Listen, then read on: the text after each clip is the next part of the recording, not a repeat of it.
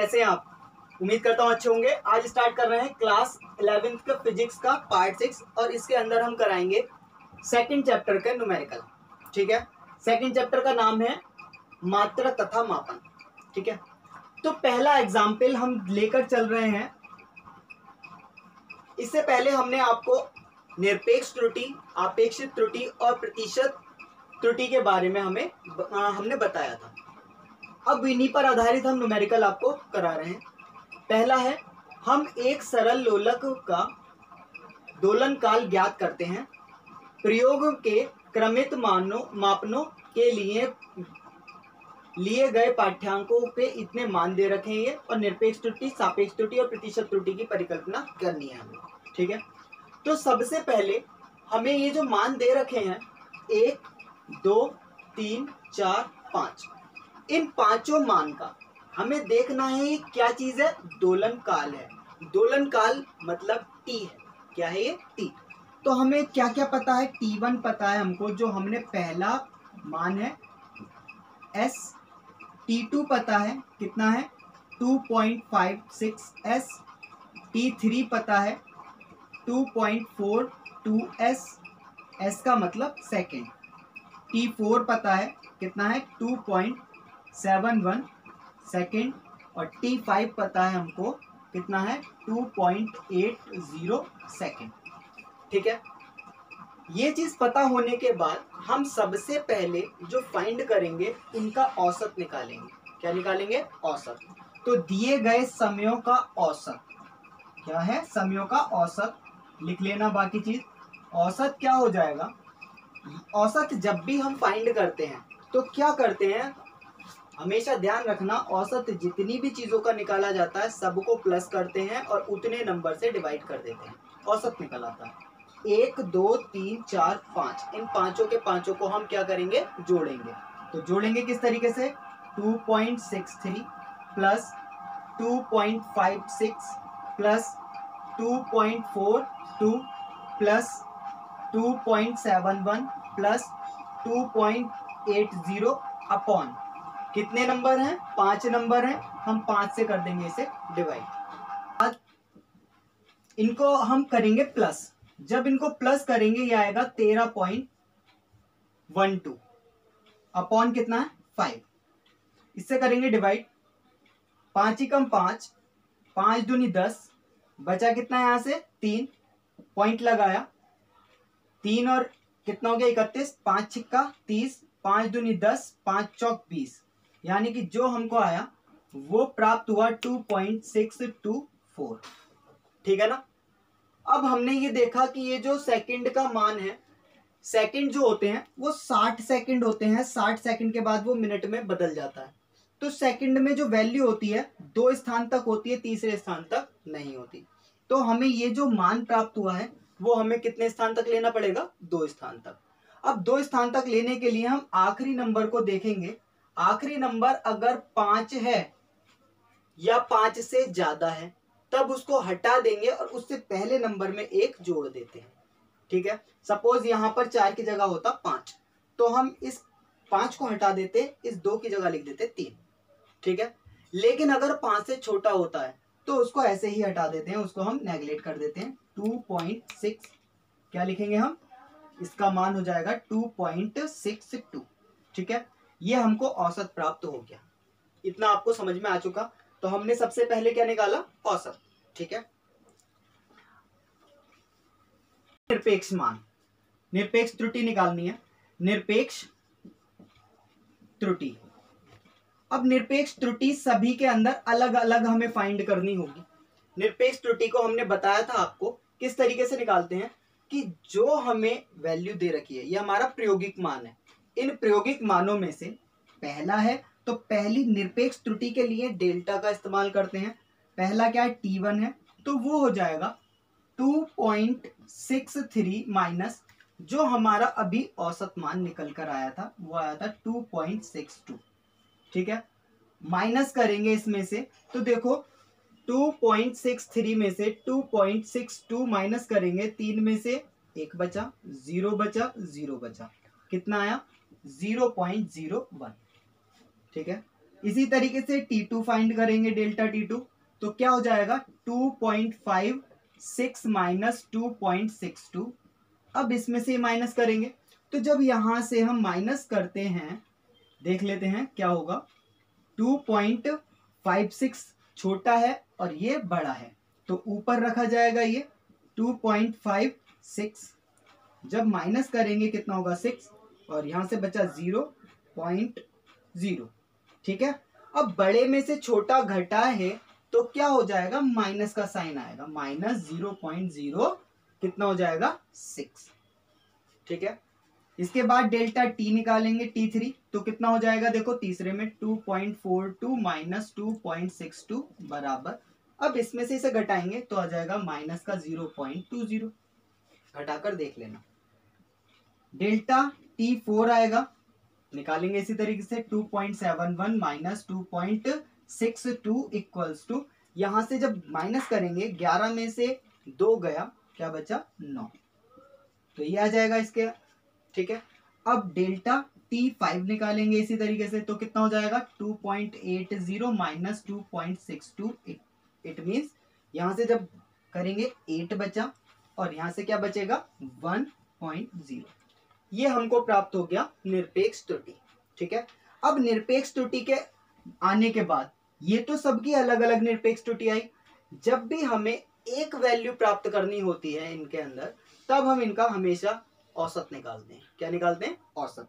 तो इसका फिर दोबारा से हम औसत निकालेंगे, तो क्या हो जाएगा, जब हमें टोटल निरपेक्ष त्रुटि निकालनी होगी तो फॉर्मूला हो जाएगा डेल्टा टी बराबर delta T1 plus delta T2 plus delta T3 plus delta T4 plus delta T5, और अपॉन कितने वैल्यू है ये 5।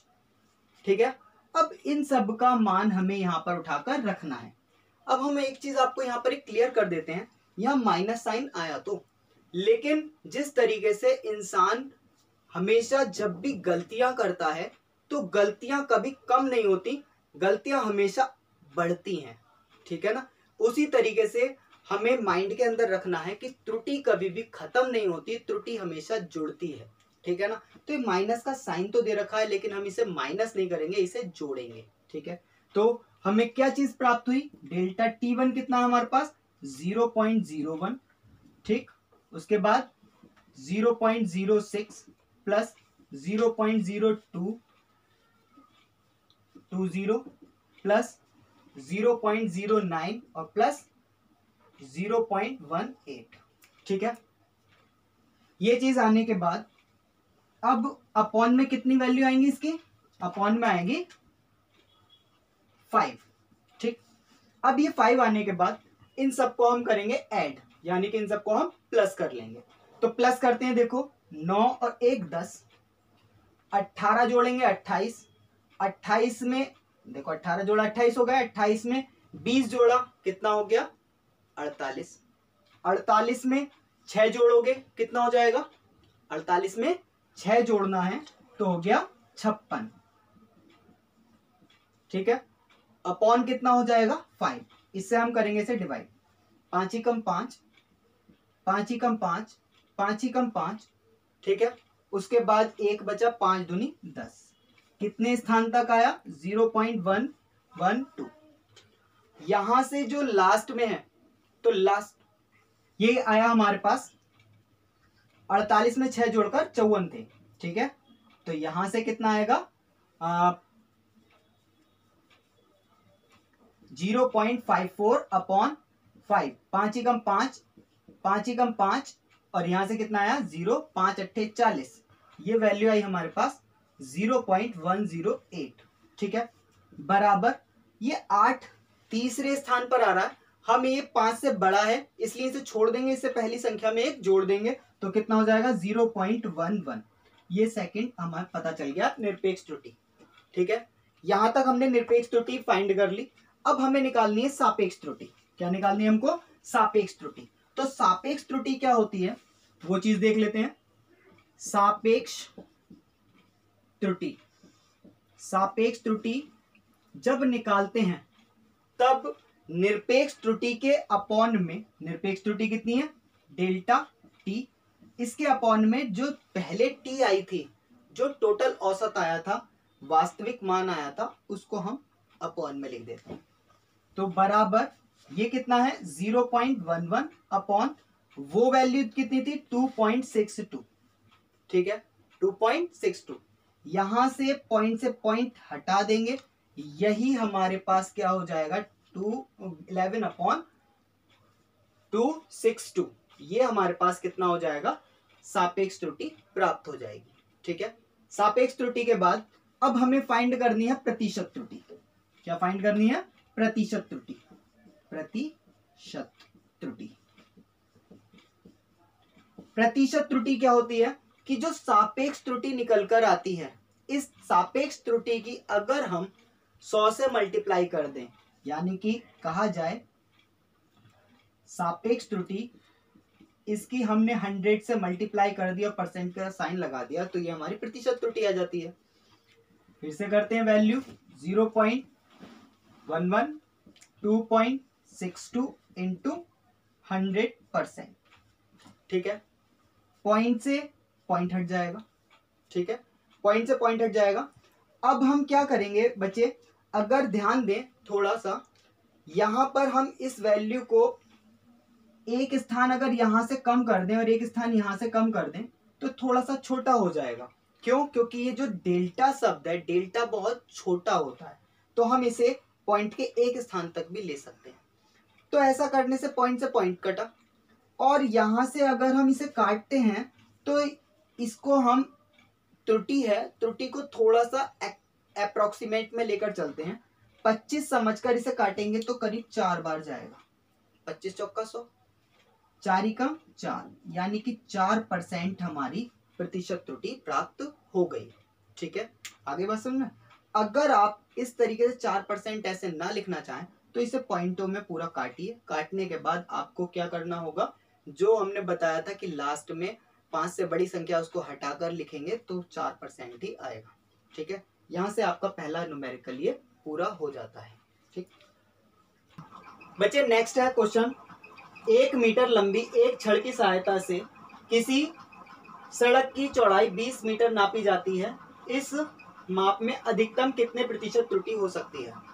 प्रतिशत त्रुटि ज्ञात करनी है केवल, तो हम अधिकतम प्रतिशत त्रुटि बराबर अधिकतम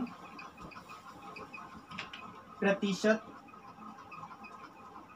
त्रुटि बराबर फॉर्मूला होता है।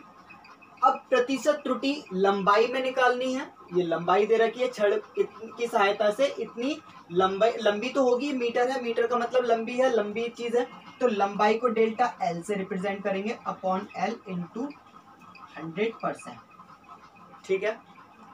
डेल्टा एल क्या होगा और एल क्या होगा ये चीज हम समझ लेते हैं। 1 मीटर लंबी छड़ की सहायता से जितनी हमें नाप ली गई है, और जो छोटी वैल्यू होगी उसे हम डेल्टा से रिप्रेजेंट करेंगे, जितनी बड़ी वैल्यू होगी वो हमारी कैपिटल एल होगी, जो हमारी एक्चुअल वैल्यू होगी जिसको हमें फाइंड करना है, ठीक है। 20 मीटर नापी जाती है, यानी कि ये हमने लंबाई प्राप्त की है, ये प्राप्त हुआ मान, तो ये हमारी क्या एल है और ये हमारी डेल्टा एल है। तो क्या लिखेंगे हम, डेल्टा एल की जगह आ जाएगा 1 और अपॉन एल की जगह आ जाएगा 20 और इंटू आ जाएगा 100%, 20 पंजे 100 बराबर हो गया 5%, और ये हो जाएगा इसका आंसर, ठीक है। उम्मीद करता हूं आपको ये समझ में आया होगा अच्छी तरीके से। अगर नहीं आया हो तो दोबारा से पूछ लीजिए। आज के लिए इतना ही, आगे हम दूसरी वीडियो के अंदर आपको बहुत सारे न्यूमेरिकल कराएंगे, ठीक है। तब तक के लिए गुड लक।